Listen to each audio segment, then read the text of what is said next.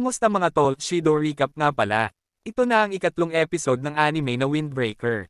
Bago yan ay huwag kalimutang mag-subscribe at i-click ang notification bell para updated ka sa mga pakikipagbugbugan ni Brasco Boy. Sa tuluyang pagbukas ng napintong bakbakan sa nakaraan ay agad naglunsad si Sog Ishita ng suntok na mabilis iniwasan ni Sakura. Nagpatuloy ang bakbakan habang may monologue naman si Soo na ipinapakilala ang karakter ni Sog Ishita. Ayon sa kanya si Shugishita ay laging pumupunta sa Fierenheim High simula middle school pa lamang.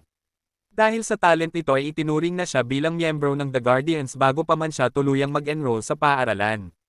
Higit sa lahat malaki ang kanyang pag-idolo sa big boss ng eskwelahan na siyang dahilan ng pagkagigil nito kay Sakura. Matapos ito biglang nagpanik ang isa at sinabihan si Soo na awatin nito si Shugishita kundi ay mapapahamak ang dayong si Sakura. Subalit sa pag-aakala ng marami na netolisod na itong tuluyan ay mabilis ang reflex at reaction time ni Sakura. Agad niyang tinanim ang kamay sa sahig at nagbitaw ng malakas na counter somersault kick na talagang nagpadugo sa nguso ni Shugishita. Matapos ito ay sinabi ni Sakura kay Sog Ishita na kung umaakto lang ito dahil sa pagiging panatiko at hindi dahil sa sariling desisyon ay hindi umano siya nito matatalo. Sa gitna ng umiinit na tapatan ay biglang natigilan ang dalawa. Makikita sa lahat ang bug zone ng Athens yung itinoon lamang sa boses na nanggagaling sa megaphone. Subalit ang ganitong eksena ay natural lamang sapagkat ang nagsasalita mula rito ay si Hajime Yumemiya, ang big boss ng eskwelahan. Hype na sana si Sakura subalit biglang pagkawala naman nito nang mapagtantong hindi ito ang ideal big boss sa isipan. Masyadong soft-spoken at alog si Yumemiya kaya naman ang tanging kumukonekta lamang sa kanya ay si Shugishita ang kanyang #1 fanboy. Ganun pa man biglang nabuhay ang dugo ng lahat matapos ang finale ng speech.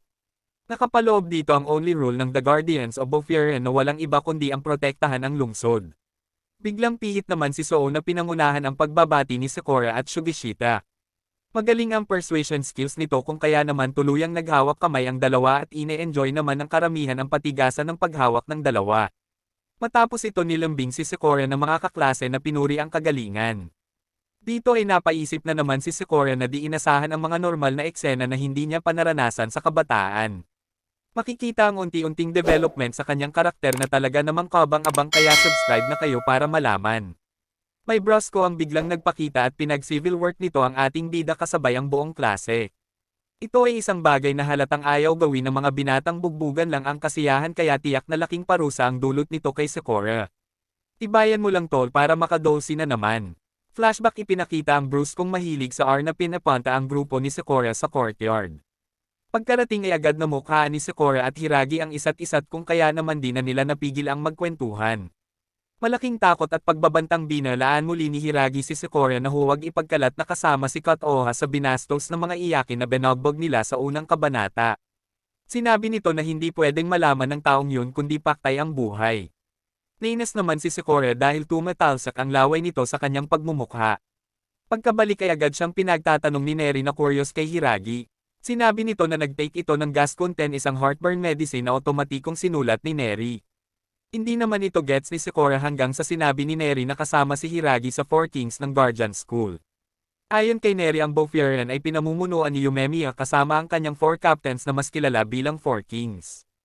Sinabi ni Neri na ang Four Kings ang nagmamaniobra sa kanya-kanya nitong lupon. Ang groupings ay base sa 4 na Heavenly Kings. Ito ay ang Tamen, Jikuko, Zojo at Kumuko at ang kanilang grupo na pinamumunuan ni Hiragi bilang kapitan ay ang Tamen Team. Agad nagbigay instruction si Hiragi na inutusan ang klase upang bumuo ng grupo na may 5 miyembro at ang bawat isa ay may second at third year na kasama upang mag-Tamen. Nagsimula na silang magpatrol at makikitang magkagrupo sina Hiragi, Shugishita, Sakura, Neri at Soo. Medyo awkward si Sakura at Shugishita subalit mainit ito sa mata ni Hiragi na sumusunod lang sa utos ni Yumemiya upang bantayan ang mga ito. Balik sa kasalukuyan, makikitang nakatanggap ng pasnak galing kay kagawad ang grupo ni Hiragi. Habang papaalis ay naalala ni Hiragi ang sarili kay Sakura. Sinabi nito na bugbugan lang ang kanyang alam sa parehong edad. Subalit na bago ito nang magsimula silang tulungan ang kapwa at ang salitang pagtulong at pangangailangan nito ay masayang pakinggan. Sa kanilang pagpapatrol ay napunta sila sa ilalim ng Riles na siyang boundary ng Bofierenheim at isa pang grupo na tinawag na Shishitoren ang Devotees of Power. Na-hype si Sakura na marinig ito nang bigla nilang makita ang isang miyembro na kabilang sa kanila. Galing ito sa teritoryo ng Shishitoren na sinusubukang bumalik sa kanila. Bakas ang pagkabagbog sa mukha nito na hinahabol ng 3 tao na miyembro ng Shishitoren. Ipit sa rules ng bawat gang ay hindi alam ni Hiragi ang gagawin. Sa di inaasahan ay mabilis kumilos sina Sakura at Shugishita na agad sinipa ang isa na sinubukang dakmalan ang natumbang Bofurian member. Dahil sa pumasok ang dalawa sa teritoryo ng kalaban at na-injure nila ang isa ay natakot na naman si Neri. Tinawanan naman ng dalawang Shishitoren ang na-knockout na kasamahan, isang bagay na di maintindihan ni Sakura sapagkat sa tingin nito ay dapat nagtutulungan ang magkakaibigan. Biglang nagiba ang ihip ng hangin nang dumating ang isang karakter na second in command ng Shishitoren. Siya si Joe Togami, isang slow pace kung magsalita na kinainisan ni Sakura. Dito na pumasok si Hiragi upang ipaliwanag ang nangyari at sa nakakatakot na mukha ay nagtanong si Togami kung sila ba ang may kagagawan, sabay tinuro si Sakura. Hype na naman ang ating bida nang biglang gising naman si Boy, tulog na agad binasura ng second in command. Hindi nagustuhan ni Togami ang pagkatalo nito kaya naman agad niya itong binugbog at tinanggal sa Shishitoren. Ayon kay Togami, ang mga mahihina at walang silbi ay walang lugar sa kanilang grupo. Hindi naman nagustuhan ni Sakura ang kanyang ginawa kaya eto na naman walang takot niyang kinompronta si Togami at sinabihan na ang pagbugbog sa mahina ay hindi nagpapakita ng kalakasan. Dagdag pa niya na nakaka-disappoint ang ginawa nito kaya lantaran niya ng tinuya ang mismong pangalan ng Shishitoren, isang hudyat ng digmaan. Dahil dito sobra ang pagkainis ni Togami at ng mga kasamahan. Ganun pa man, mas pinili ni Togami na bugbugin si Sakura sa ibang araw na lamang. Habang paalis ay sinabi nito na hindi niya lilimutan ang pagmumukha ng bruskong mahina sa papuri. Matapos ito ay biglang panic na naman si Neri na hindi alam kung anong pwedeng kahantungan ng mga pangyayari. Humingi ng pasensya si Hiragi dahil sa late call nito sabay take ng heartburn medicine. Mula rito ay bumalik sila sa eskwelahan upang i-report ang nangyari kay Yumemiya. Pagkarating ay makikita ang isang Yumemiya na easygoing at childlike.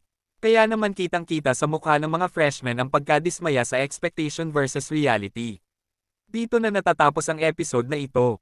Sana iyong nagustuhan, like and subscribe mo na yan. Hanggang sa muli mga tol, ingat!